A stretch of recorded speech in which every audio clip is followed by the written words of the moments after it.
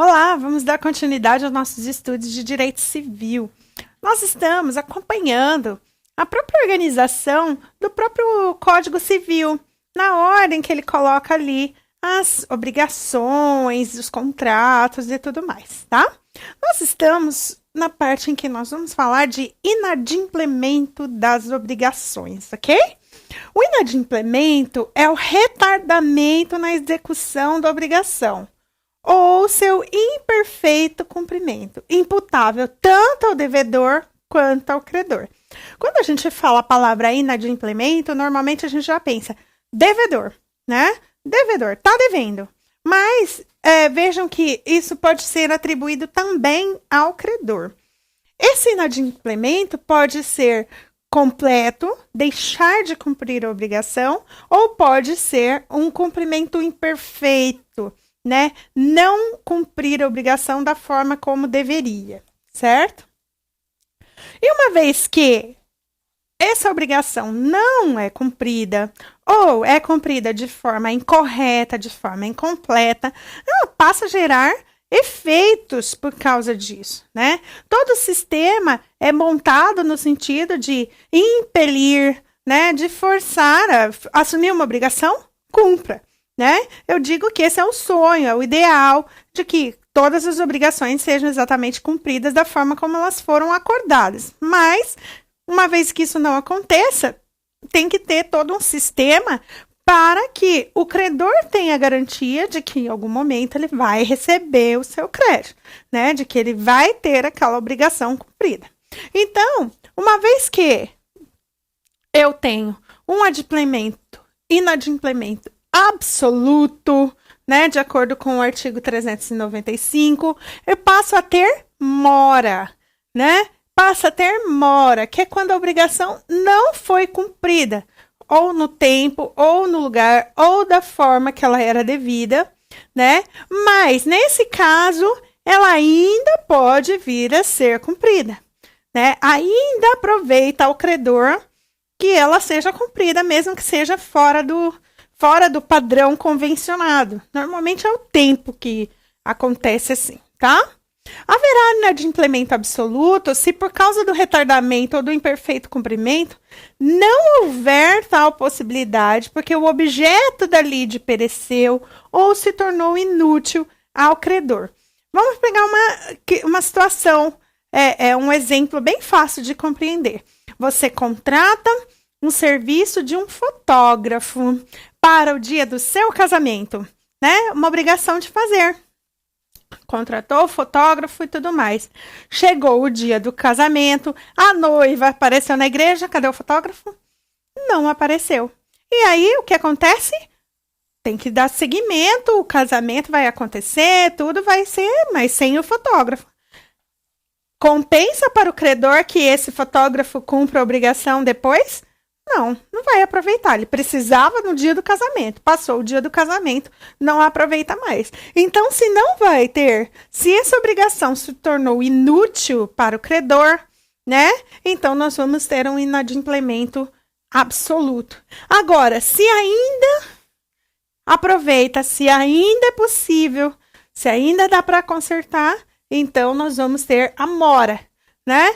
Ou seja, alguns mecanismos para impelir que essa obrigação seja cumprida, tá? A mora pode ser purgada, ou seja, ela pode ser relativizada, ela pode ser amenizada, tá? Não podendo no caso do inadimplemento absoluto, tá? A responsabilidade pela mora não se restringe aos prejuízos, tá? Mas ela vai incluir na mora juros, correção monetária, honorários de advogado e o que mais for necessário para gerar essa reparação integral, tá? Na legislação anterior, isso aqui não era claro. Teve até algumas discussões doutrinárias, mas hoje em dia isso está determinado no próprio código e é bem pacífico, doutrina, jurisprudência e tudo mais, né? Reparar, cumprir a obrigação, depois exige que pague tudo, né? prejuízos, juros, correção, honorários e o que mais for necessário. Espécies de mora. Nós temos uma primeira espécie, que é a mora debitores ou mora solvente, que é a mora do devedor, tá? Para que ela seja caracterizada como mora debitores, nós temos que ter a existência de uma dívida, né, positiva e líquida, né? Ou seja, a dívida tem que estar reconhecida e ter o valor correto, a obrigação estar bem delimitada, estar vencida, né? Já ter passado o prazo e não ter cumprido. Tem que ter essa questão de inexecução culposa por parte do devedor, ou seja, o devedor realmente deixou de cumprir. Não tem nenhuma situação de força maior ou caso fortuito que tenha impedido de cumprir, tá? E interpelação judicial ou extrajudicial se a dívida não é a termo com data certa. Se a dívida tem data certa, venceu, já é possível. Agora, se ela não tem data certa, então precisa de alguma interpelação, como é o caso do protesto, como é o caso da notificação extrajudicial ou algo do gênero. Depois, nós temos a mora creditores, que é a mora do credor, tá? Nesse caso, também temos existência de dívida positiva, líquida e vencida, né? Tem que ser a dívida que tem uma comprovação, valor ou o tipo de obrigação bem delimitado e passado do prazo já, né? O devedor tem condições de pagar, ele tem condições de cumprir a obrigação e o credor não quer receber. O devedor se oferece para cumprir a obrigação e o credor se recusa, né? Então, recusa por parte do credor injustificada, ou expressa ou tácita, né? Mas ele não recebe o valor. E constituição do credor em mora, mediante o quê? Consignação em pagamento.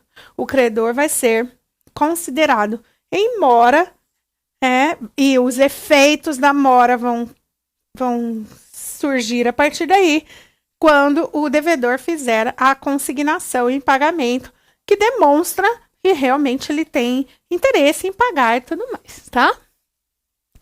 Só uma observação, é possível ter mora dos dois lados, tá? A mora ampla dos dois lados, mas aí segue todos os requisitos nos dois casos, tá? Purgação e cessação da mora. Purgar ou emendar a mora é neutralizar os seus efeitos, tá? Neutralizar os seus efeitos. Aquele que está em mora, ele faz o quê? Corrige, sana a sua falta, fazendo o quê? Cumprindo a obrigação, né? Cumprindo a obrigação. E aí, ele também vai ter a necessidade de ressarcir os prejuízos causados, conforme o disposto no 401 do Código Civil, tá? Então, é aquela situação. Você tem aquele boleto lá para pagar, certo? Passou a data. O que acontece? Você pode pagar? Pode pagar. E aí, você vai lá e eles já vão calcular os juros e as multas, vão colocar todo o valor lá e vão receber o crédito. E o que acontece? Você neutraliza a mora. A partir do momento que você pagou, não vai ter mais, não vai correr mais juros, não vai correr mais nada, tá? Então, cumprindo a obrigação, ressarcindo os prejuízos, tem a purgação ou a cessação da mora, tá? Vamos falar de perdas e danos, né? Que é também um reflexo do atraso, né? Do inadimplemento de uma obrigação. Quando o devedor não cumpre voluntariamente o que deve no tempo e pelo modo devido, responde por perdas e danos, além de atualização monetária, juros e honorários advocatícios. Então, o que vem a ser essas perdas e danos? É aquilo que o credor deixou de oferir, ou que realmente teve de prejuízo quando o devedor deixou de cumprir a obrigação que lhe devia, tá? E essa falta de cumprimento acarretou em alguns prejuízos. O artigo 389 fala o quê? O ressarcimento consiste em substituir no patrimônio do credor uma soma correspondente à utilidade que ele teria obtido se cumprisse a obrigação, tá? Então, vamos dizer o seguinte, você encomendou um móvel, né? Para o seu escritório, você precisava de uma mesa nova para sua secretária. Muito bem, você encomendou, mandou fazer, pagou a parcela e o marceneiro não entregou a mesa. E aí o que acontece? Você inaugurar o escritório, não estava a mesa lá, tem que atender os clientes, tem que usar uma mesinha menor, uma mesinha feia, né? O que acontece? Aquilo que era o objeto da obrigação, ele tinha uma utilidade, ele tinha um motivo, tinha uma razão de ser. E se essa situação, o fato de descumprir a obrigação, causar essa perda da utilidade, então o devedor vai ter que ressarcir, tá? Detalhe, esse ressarcimento não pode provocar lucro, não pode gerar lucro para o credor, porque senão a gente vai ter aquele chamado enriquecimento sem causa, tá? Então, essas perdas e danos vão até o ponto que recompõe a sua situação patrimonial, mas também não vai poder exagerar na dose, não vai poder passar por uma situação em que demonstre lucro, tá? Qual o termo inicial, né, dos juros de mora que entram aqui nas perdas e danos? O artigo 405 do Código Civil faz o quê? Que a norma, ela estava só no direito formal, né? Eu tinha só lá no Código de Processo Civil. E aí ela trouxe para o direito civil, que nesse caso, quando se impõe prévia constituição do devedor, ou seja, ele já tem uma data, ele já sabe que passar essa data começa a correr a mora, tá? E nos casos da mora ex re, como o exemplo dos juros, né? O que se sabe é que venceu a parcela, começa a correr, né? Venceu a parcela, começa a incidir, tá? Mas aí o que acontece? O artigo traz as hipóteses bem delimitadinhas nas situações e como elas começam a funcionar. Juros. Juros é um assunto bem controverso, né? Bem controverso. Por quê? Porque tem bastante situação de juros sobre juros, né? De juros cobrados a mais, de coisas assim que extrapolam. Sendo que nós temos determinações legais com relação a isso. Primeiro vamos ver o conceito de juros, né? Juros são rendimento do capital, frutos produzidos pelo capital. Assim como o aluguel constitui o preço correspondente ao uso da coisa, na locação, representam juros a renda do uso de determinado capital, né? Enquanto você está usando determinado bem, você tem ali um reflexo, tem um fruto disso, né? Está recebendo algo por aquilo, alugou um imóvel, como é o caso aqui, você está recebendo todo mês algo por aquele imóvel. Se você alugar, por assim dizer, um certo capital, um valor em dinheiro, você tem que ter um retorno a respeito disso. É o que acontece na poupança e é o que acontece nos empréstimos, né? Os juros são sempre obrigações acessórias, tá? São obrigações acessórias. Se não houver a obrigação principal, né, um valor, um capital envolvido, não tem por que ter juros, tá? Os juros legais podem ser compensatórios, né, que vai ser justamente aquele rendimento, aquele valor que volta a respeito disso, que no modo geral eles são convencionais, ou seja, as partes fazem acordo a respeito desse valor, e eles podem ser moratórios, que é o que interessa para nós aqui, que é quando há o atraso, né? Então, a pena imposta ao devedor porque ele atrasou o pagamento atrasou o cumprimento da obrigação, tá? Temos que falar também dessa distinção de juros convencionais e juros legais, tá? Os juros convencionais são estipulados pelas partes, são dentro da convenção, estão dentro do acordo que elas fazem. Então, a obrigação vai ter que trazer qual é, né? Para a lei, esses juros podem ser, então, de 12% ao ano ou 1% ao mês, tá? Embora na prática, muitas vezes, esses valores não são respeitados e os juros são muito acima, tá? Também, mesmo em juros compensatórios, também é possível fazer essa convenção, fazer um acordo, mas também não pode ultrapassar 12% ao ano, né? Aí vai entrar na questão da usura. Os juros legais vão ser fixados, então, vão ser utilizados, que são aqueles que são determinados pela lei, eles vão ser utilizados se as partes não convencionarem nada, tá? Não convencionarem nada, mas de toda forma, baseado na lei, convencionando ou não convencionando, o máximo é 1% ao mês, ou então 12% ao ano, artigo 407, tá? Outra situação que pode aparecer quando se trata de mora ou de inadimplemento de uma obrigação é a chamada cláusula penal, tá? Essa cláusula penal é o quê? Um pacto acessório, uma obrigação acessória, né? E que se estipula uma pena, e que já se estipula uma multa, se caso um dos contratantes não cumprir a obrigação, tá? A ideia aqui é para que impelir que a obrigação seja efetivamente cumprida.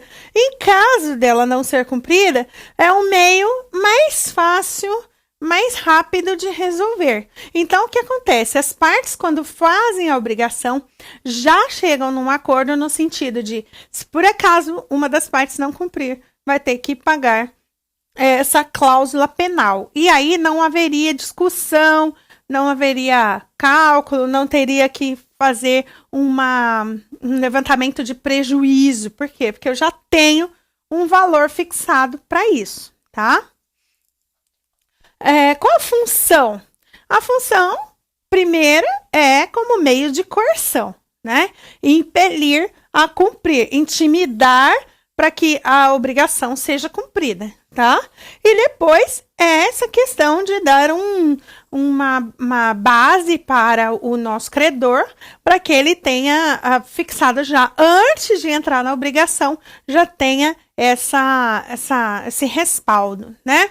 Essas obrigações, essas questões relativas à cláusula penal, elas vão aparecer bastante nos contratos que são muito grandes, né? Grande em sentido de valor muito alto, ou grande em sentido de um risco muito alto, né? Aqueles contratos que estão fazendo com relação a jogador de futebol, por exemplo, né? O investimento é muito grande, então se coloca lá, vai ter que trabalhar por determinado tempo. E coloca a tal da cláusula penal, que no modo geral as pessoas chamam de multa, né? A multa pelo descumprimento do contrato. Então, se o jogador não quiser mais jogar, ou se o clube não quiser mais ele, tem já fixado esse valor, né? Para quê? Para coagir a cumprir o contrato e para facilitar para o credor em caso de descumprimento, tá? A cláusula penal pode se referir a algumas situações, né? Como a inexecução completa da obrigação, ela já pode ficar acordada para isso. Para a inexecução de alguma cláusula em especial, né? Se não fizer isso, já tem. Então, pode ser a cláusula penal para a obrigação como um todo ou para uma parte dessa obrigação. Também pode ter uma cláusula penal no caso de mora, né?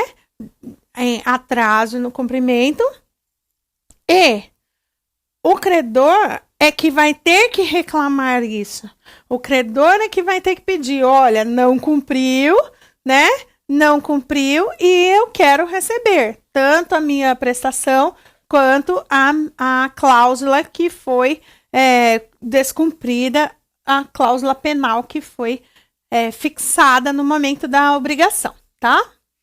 Qual o valor da cláusula penal? O valor que as partes decidirem, mas esse valor nunca pode exceder a obrigação principal, tá? Ele não pode ser maior do que o valor da própria obrigação, de acordo com o 412 do Código Civil.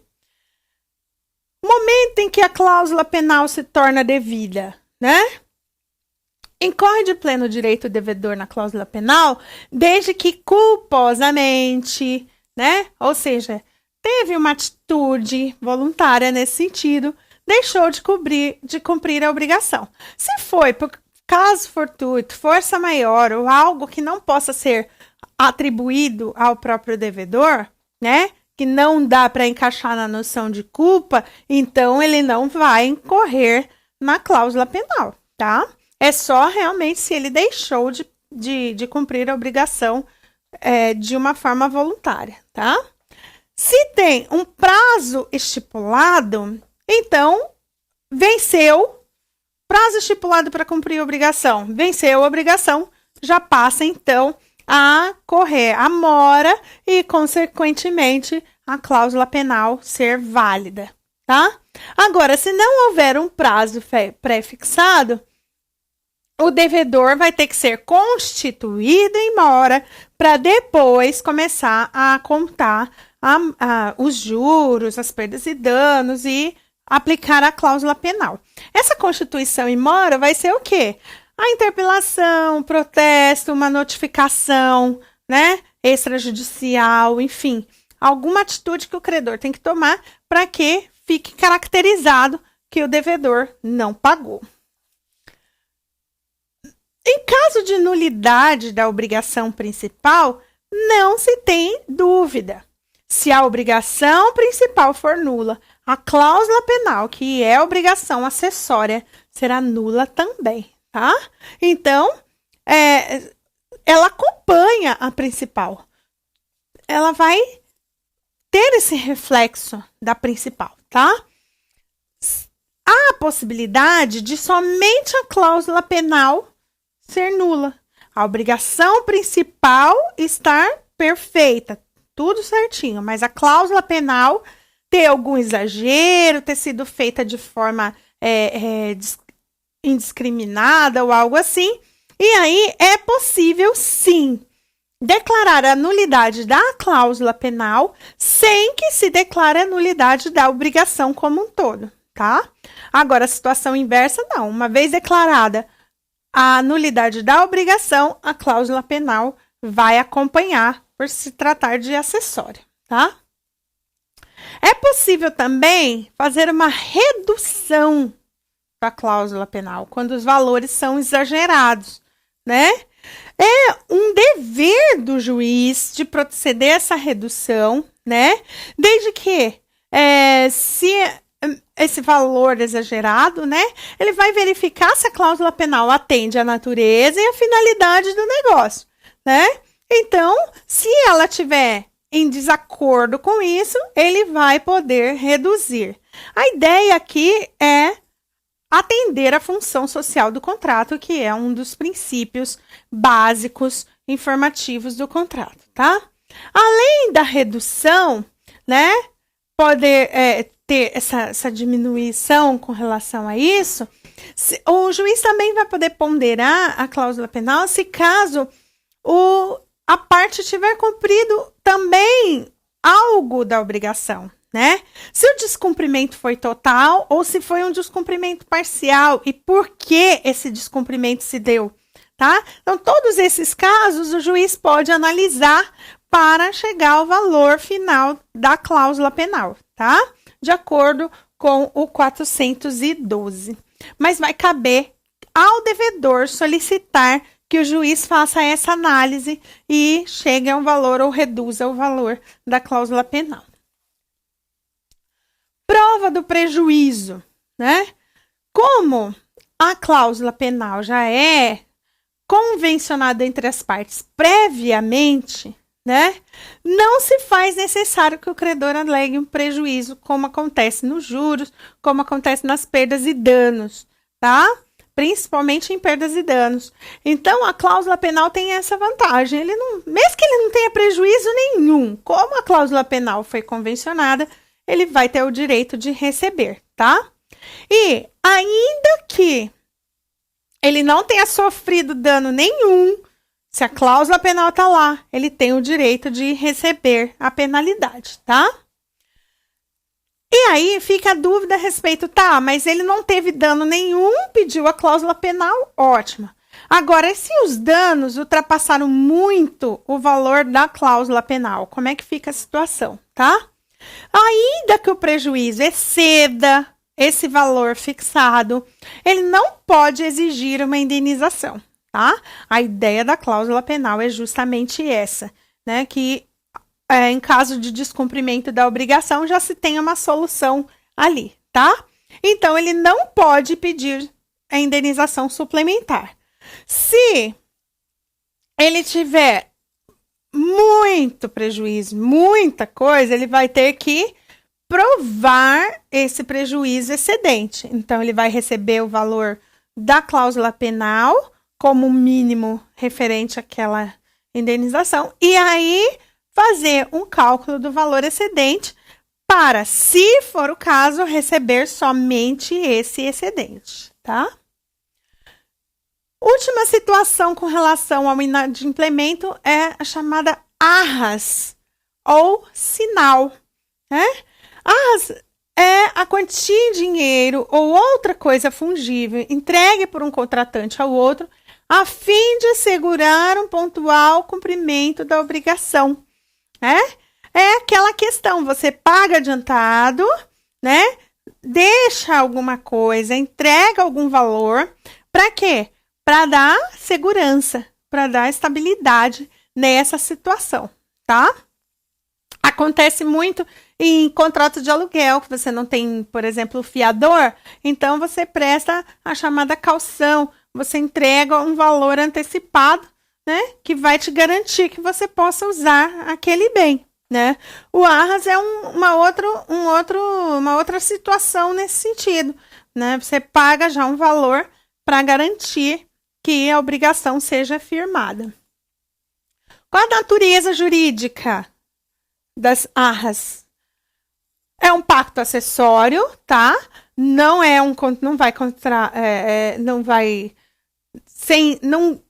possível termos arras se não tiver um contrato principal. Ela é uma forma de preservar, de garantir o contrato principal. Então, não existe um contrato de arras, tá? É um pacto acessório. E ela tem caráter real. Por quê? Porque as arras, elas têm que existir. Ela tem que ter algo ali. Não pode ser fictício.